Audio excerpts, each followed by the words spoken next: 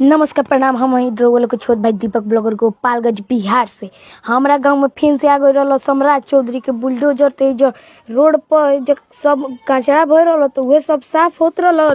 Bulldozer आई रहा तो हमनियों के देखत रहनी जाते जो क्या देखनी हो जा कि बहुत है जो सब सब कुछ साफ होत रहा। ये सब देख के हमरो मन में खुशी भइल कि हमरो गांव में विकास होता ते जो एगो बाबू रहल ते देख के नाचत रहल नहीं पर खुश होत रहल तो तुम लोग देखल हो ये सब के।